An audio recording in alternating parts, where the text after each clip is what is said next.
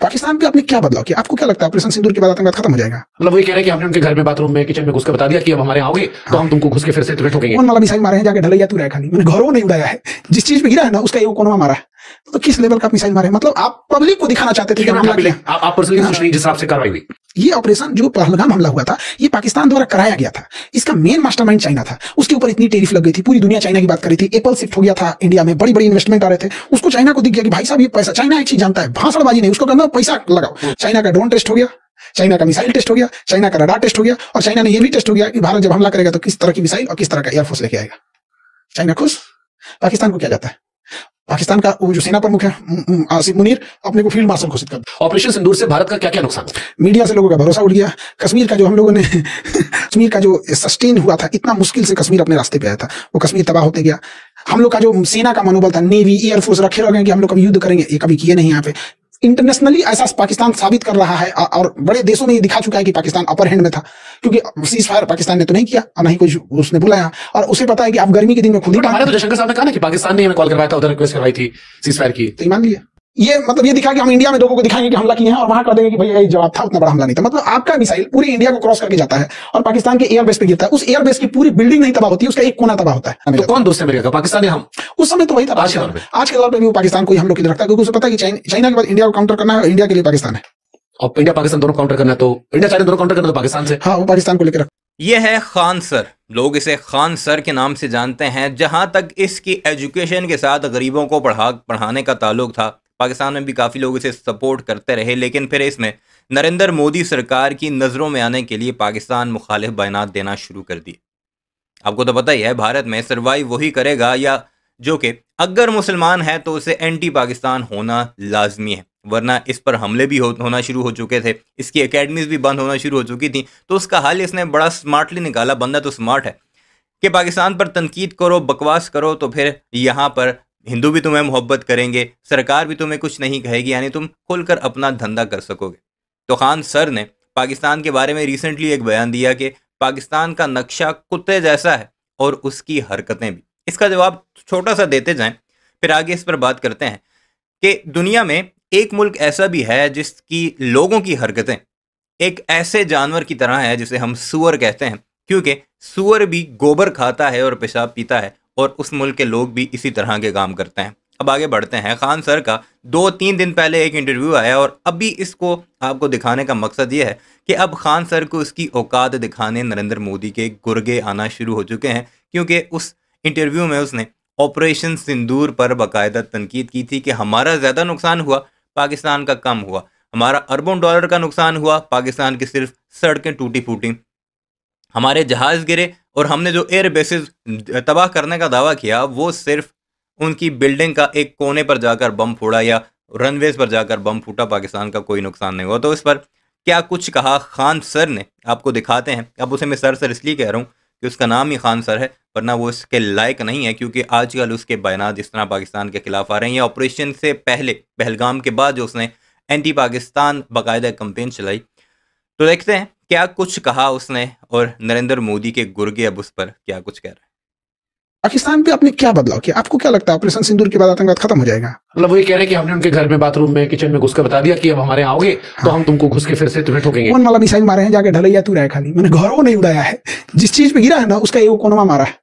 तो किस लेवल का मिसाइल मारे हैं? मतलब आप पब्लिक को दिखाना चाहते थे कि हमला किया। आप पर्सनली खुश नहीं जिस हिसाब से कार्रवाई हुई, और स्ट्रांग होनी चाहिए थी। आप बताइए, ये मतलब ये दिखा कि हम इंडिया में लोगों को दिखाएंगे कि हमला किए हैं और वहां कर देंगे कि भैया ये जवाब था, उतना बड़ा हमला नहीं था। मतलब आपका मिसाइल पूरी इंडिया को क्रॉस करके जाता है और पाकिस्तान के एयरबेस पे गिरता है। उस एयरबेस की पूरी बिल्डिंग नहीं तबाह होती, उसका एक कोना तबाह होता है।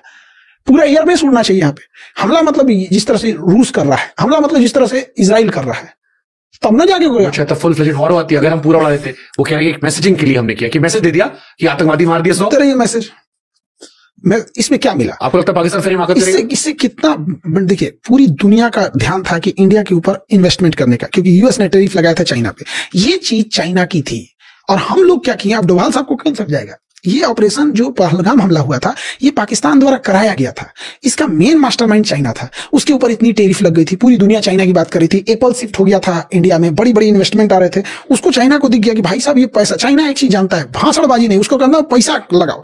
पैसा आ गया ना तो 20 गो दिमाग वाले को रख लेंगे। अब पैसा नहीं है ना, तो अपनो दिमाग काम नहीं करेगा। तो चाइना का सीधा सिंपल है, हम लोग भाषणबाजी की सस्टेनेबल डेवलपमेंट, एजुकेशन, तो ये तो इसके लिए भाषणबाजी रहने दो। यहाँ पे पैसा रहेगा, अपना फर्स्ट क्लास सेक्रेटरी रख लेना। यहाँ पे प्रधानमंत्री के पास पावर और पैसा है, बड़े बड़े IAS अधिकारी एक्सपीरियंस लेके उनके पीछे रहते हैं, यहाँ पे काम कर रहे होते हैं। यहाँ पे चाइना ने यही काम कर दिया। चाइना का ड्रोन टेस्ट हो गया, चाइना का मिसाइल टेस्ट हो गया, चाइना का रडार टेस्ट हो गया, और चाइना ने यह भी टेस्ट हो गया कि भारत जब हमला करेगा तो किस तरह की मिसाइल और किस तरह का एयरफोर्स लेके आएगा। चाइना खुश। पाकिस्तान को क्या जाता है? पाकिस्तान का वो जो सेना प्रमुख है आसिफ मुनीर, अपने को फील्ड मार्शल घोषित कर दिया। हाँ, वो भी गजब था। मतलब एक तो उनके छाती में इतना बैश लगा, मैं आज तक जान नहीं पाया कि कौन सा जीते वो इतना, और ऊपर से फील्ड मार्शल।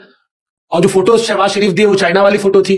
अब ये क्या कहिएगा, हमको क्या मिला ऑपरेशन सिंदूर से? हम किसी से पूछते हैं क्या मिला, तो आपकी नजर में क्या मिला हमें ऑपरेशन सिंदूर से? पॉजिटिव नेगेटिव क्या मिला? हाँ, एक तो सेना का मनोबल आप लेके चले गए, सेना पूरी फुल फ्लेजेड आप बॉर्डर तक पहुंचा के लेके गए थे, सबकी छुट्टियां कैंसिल कराए थे। क्या क्या हुआ था? हम अपने बटालियन NCC बटालियन में जाके वो कहते, क्योंकि हम लोग जब करते थे तो बताया गया था कि आप लोग अपने बटालियन में आके वो करिएगा, तो हम लोग भी तैयार बैठे थे कि क्या पता उस समय नहीं हुआ था, इस समय मिल जाए, थुरथा दें यहाँ पे। सही में हम तो छुट्टी दिए थे 3 दिन अपने यहाँ को। हाँ, इस टाइम तो आपका ऑपरेशन सिंदूर चल रहा होगा। नहीं, वो उसमें कितना टाइम लगता है? 1 दिन। अच्छा, कोई बहुत बड़ा धूमधाम थोड़ी करना है यहाँ पे। हमारे तो जिस दिन रिसेप्शन था उस दिन हम क्लास लिए थे, सब रिसेप्शन वाला कर रहे थे। बॉर्डर पिक्चर का 67 वाला हो गया। उधर भी आओ, उधर तो चलो। तो हमारा तो क्लास ले रहे थे यहाँ पे। तो क्या कहिएगा, ये ऑपरेशन सिंदूर इतना बेहतरीन मौका था समझाने का, आप उसको कुछ एक बढ़िया चीज को डैमेज कर देते। चलो, नुकसान क्या हो मुझे बताओ ऑपरेशन सिंदूर से? आप मुझे कह रहे हो कि हासिल नहीं, मतलब आपकी बात सुनकर जो मुझे लग रहा है, ऑपरेशन सिंदूर से भारत का क्या क्या नुकसान हो? मीडिया से लोगों का भरोसा उठ गया। कश्मीर का जो हम लोगों ने आप मीडिया से जुड़े। अरे मैं वो काम नहीं किया हूँ। मैंने कराची एयरपोर्ट नहीं उड़ाया था। हाँ, अब देखिए कश्मीर का जो सस्टेन हुआ था, इतना मुश्किल से कश्मीर अपने रास्ते पे आया था, वो कश्मीर तबाह होते गया।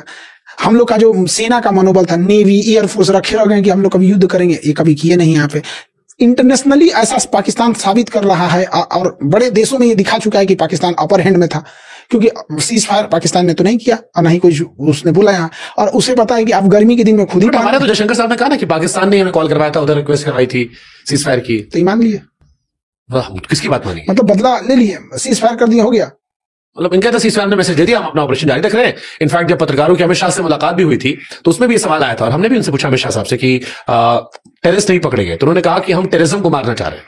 टेररिस्ट तो वो शराबी है या धर्म के नाम पे भटका हुआ आदमी है जिससे कुछ पैसा देकर या नारा लगवाकर आगे भेज दिया गया। हम रूट कॉज को मार रहे हैं। कितना परसेंट डाउन होगा इसके बाद? ऑपरेशन सिंदूर के बाद कितना परसेंट? आपका क्या आकलन? आप तो 1% कमी नहीं आएगा, उन सबका और मनोबल बढ़ जाएगा इसके बाद, क्योंकि पकड़ाया ही नहीं है सब। ये बताइए, इजराइल जो किया है उसके बाद हमास हिम्मत करेगा नहीं? तो फिर यही बताइए, आप ऑपरेशन सिंदूर के बाद क्यों नहीं बोल पा रहे हैं?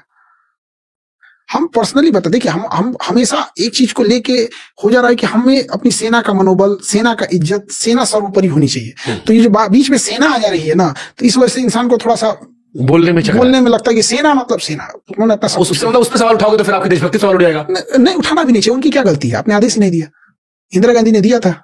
बट इंदिरा जी का भी, जैसे अगर मैं दौर बात करूं सर, क्योंकि मैंने उसमें भी स्टोरीज की थी, 1971 वाली जो बात है उसमें भी एक आता है कि उस टाइम भी पाकिस्तान ने हमारे कई सारे फौजियों को कैद करके रखा था, और वो कैदी जिनके बारे में आए कि उमर के बाद में बहुत सारी चिट्ठियां आती रही, ऐसे सैकड़ों फौजी, शायद 50 से 54 हमारे फौजी थे। मूवी बनी, दीवार बनी थी अमिताभ बच्चन की, जिसपे आते रहे धीरे धीरे, और उनकी हमने बार्गेनिंग नहीं की, हमने कश्मीर बार्गेनिंग नहीं किया, जबकि हमारे पास बड़ा अच्छा मौका था। 93,000 सैनिक थे। अगर इंदिरा जी चाहती तो कश्मीर का मामला सॉल्व कर लेती, या कम से कम 93,000 के बदले 52 कैदी हमारे 52 सैनिक जो है वो ले सकती थी, बट उन्होंने भी प्रेशर में बाद में छोड़ दिया।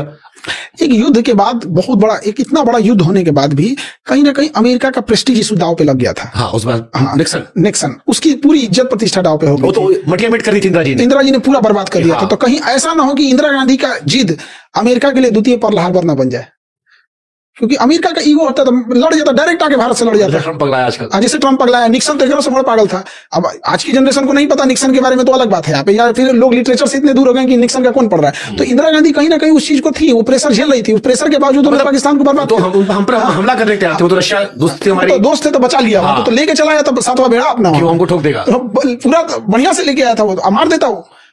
अमेरिका अपने एलाइज को कभी नहीं छोड़ा है, पूरा उसका हिस्ट्री रहा है, अपने एलाइज को उसने हमेशा बचाया, भले लेट से बचाया है।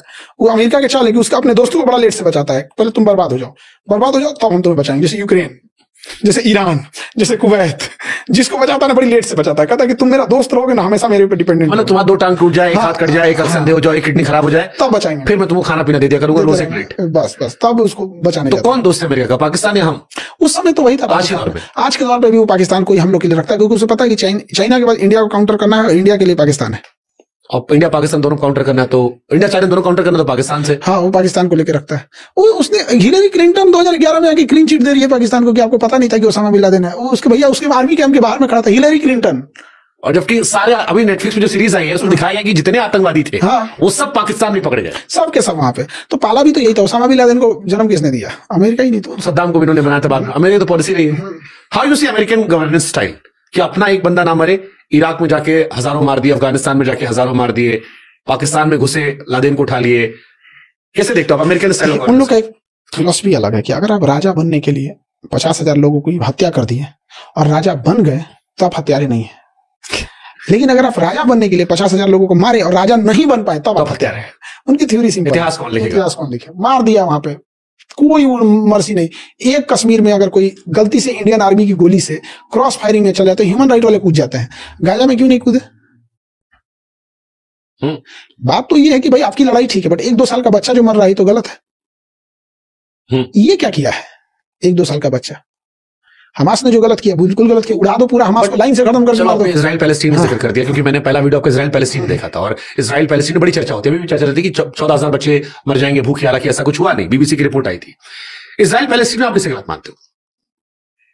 हालांकि वहां दोनों का अपना सच है, दोनों का अपना सही है, दोनों का अपना गलत है, जिसको इतना आसानी डिकोड करना आसान नहीं है। फिर भी क्योंकि आप इजराइल बहुत बात करते हो आप, और आपको इजराइल स्टाइल ऑफ गवर्नेंस बहुत पसंद है, ये मैं आपके बहुत वीडियो में देखा हूं, फिर किसे देखते हो आप? क्योंकि आज आपने बच्चों का जिक्र किया, ये इंपॉर्टेंट टॉपिक है और इस पर दुनिया इकट्ठा होती है, और जब आप इजराइल की तारीफ करते होगे तो आई एम श्योर आप पर भी लोग क्वेश्चन करते हैं। हाँ, क्वेश्चन करने लगते हैं कि इजराइल का तारीफ कर रहा है, ये कर रहा है, तो भाई लोग इस पे भी सलाह बना देगा वीडियो की, पानी पी लिया सर ने इस सवाल पे। हाँ, अरे नहीं पूछने दीजिए उन लोग को।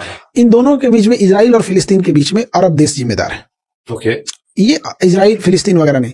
जैसे हम लोग किसी को नहीं कहते कि 20 आदमी मिल के किसी बच्चे को कहे कि तुमको डांट दिया, वो विधायक तुमको डांट दिया, मार।